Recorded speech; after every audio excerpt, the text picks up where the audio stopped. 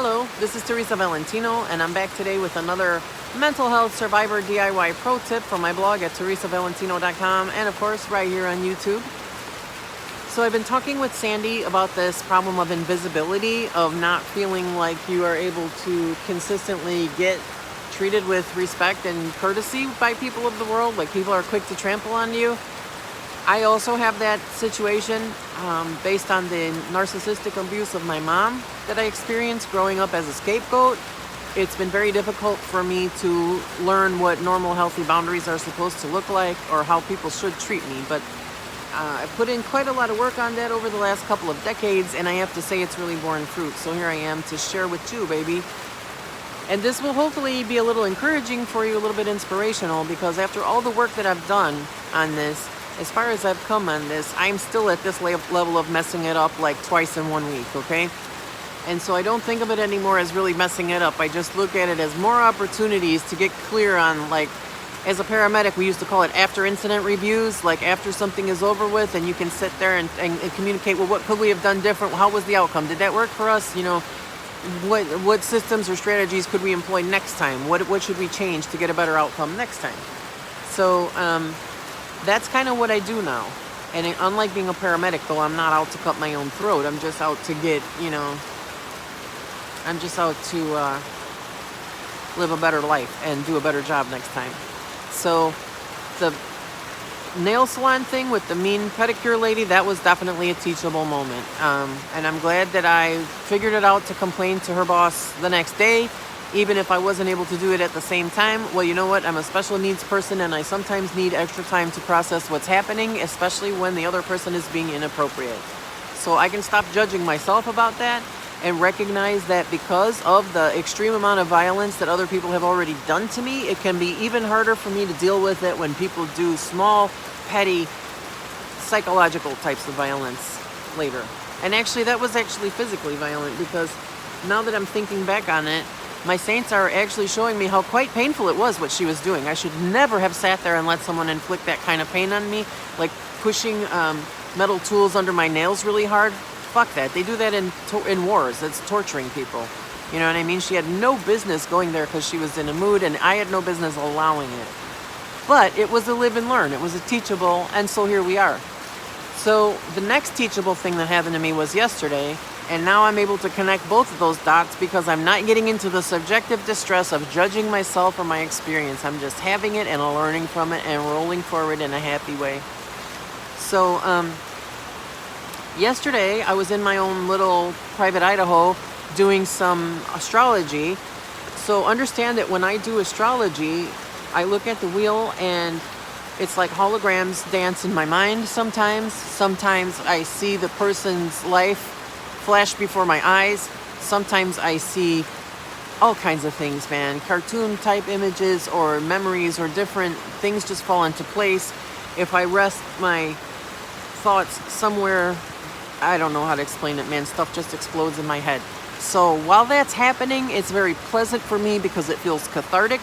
It feels like a lot of things being released from a bundled up bunch of stuff in my brain.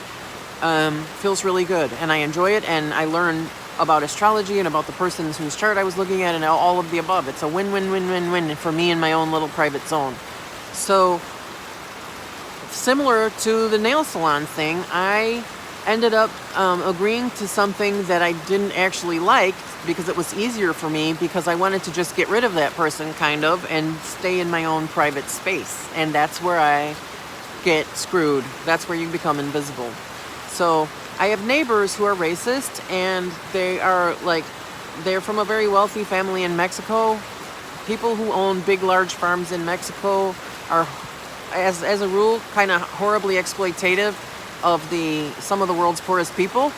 And so wealthy Mexicans can be even more defensive and shitty than wealthy Americans in a certain way, especially if they're now living in America, because when they come to America, it's like, you were bred in old Kentucky, but you're just a crumb up here, you know?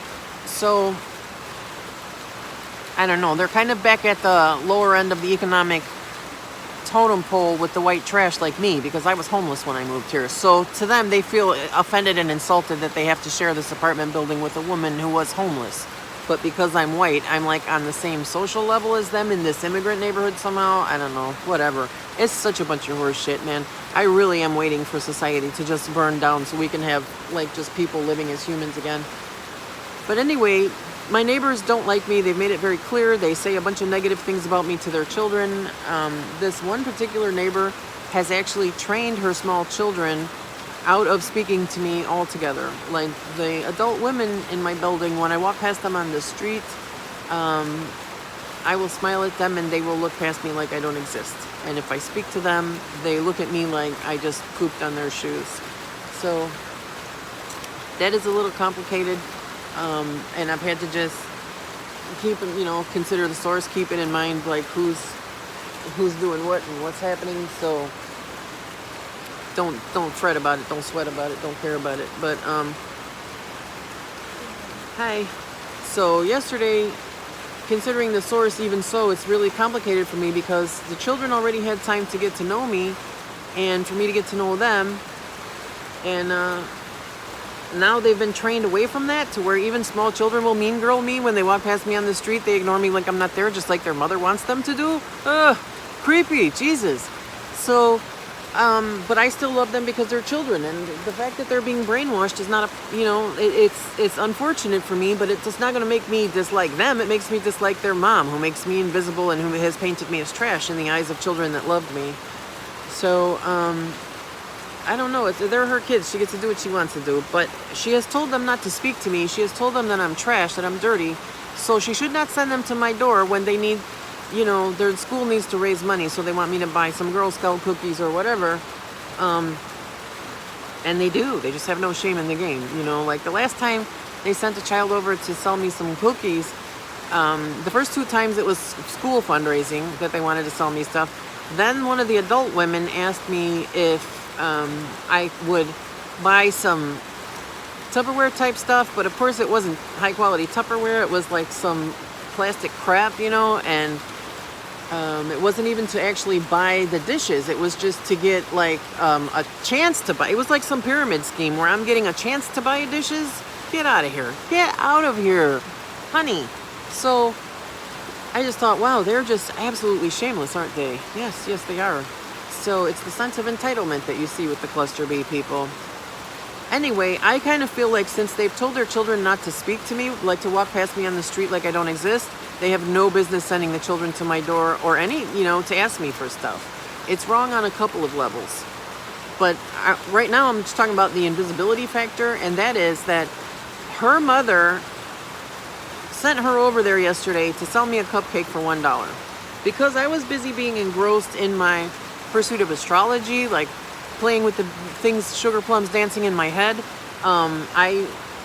When I'm in that kind of space, I just want to get rid of other people. So I want to give them whatever they want so that I can not deal with them, right? So I'm very quick to say yes sometimes to things I don't want or that aren't good for me. Especially if somebody's having some kind of a side agenda that I don't like, because I really don't want to deal with that. I really don't want to be in any kind of conflict with that woman. When she came home with her baby, after being quite an asshole to me for about a year, I was still so excited just on a human level to see that happy, healthy child that I couldn't resist. I looked over at the stroller and I said, oh, congratulations, God bless.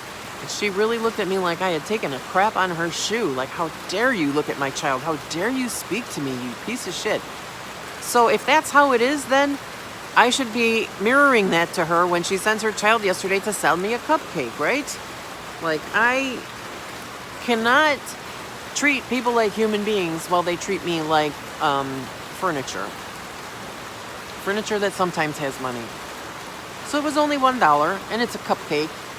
And I'm not judging myself because, if my normal inclination, if any neighbor is trying to sell me something for $1, my normal, like, if I have $1, I will certainly buy it. You know what I mean? Like, just don't be an asshole.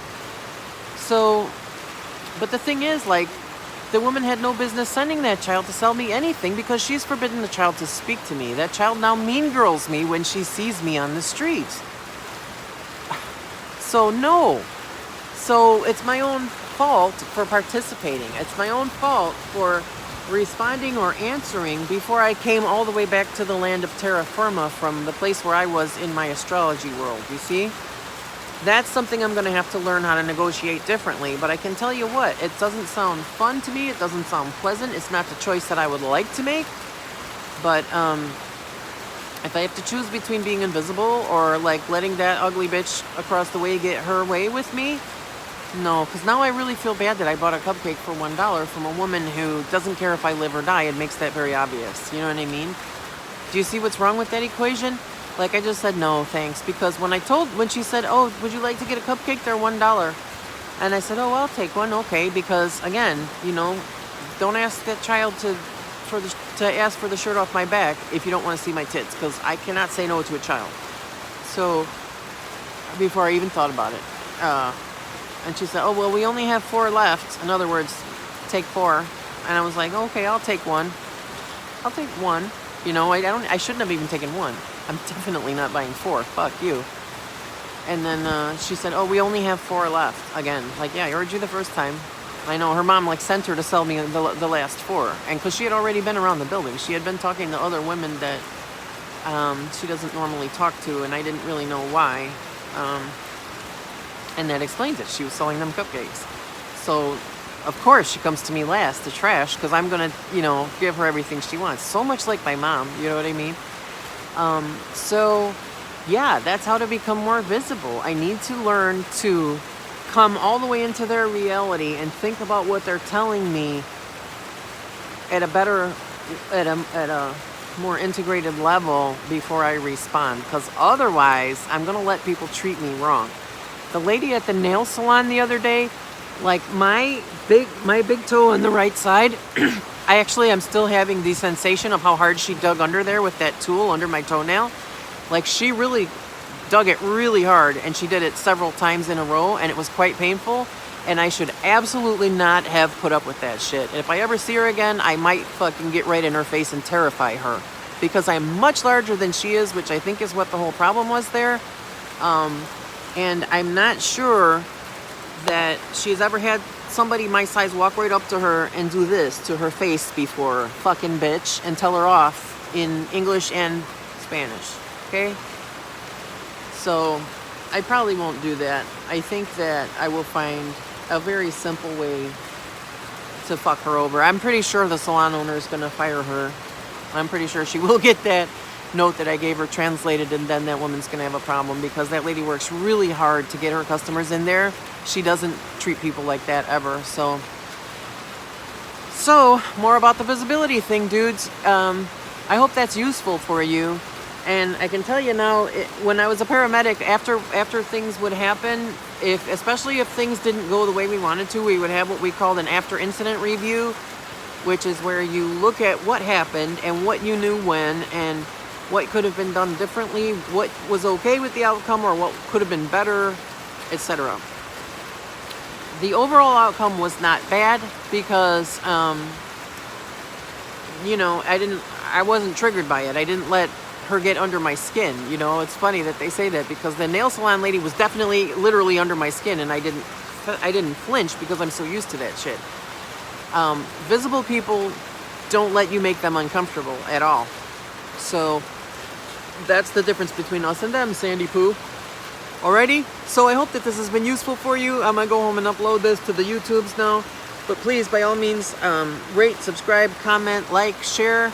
If you know other people who are working on their mental health stuff, by all means, hook me up. I like to meet my community. I like to get to know the people who we're like a sleeper cell. You know what I mean? The people who have been so abused and discarded and shoved to the corners of the world.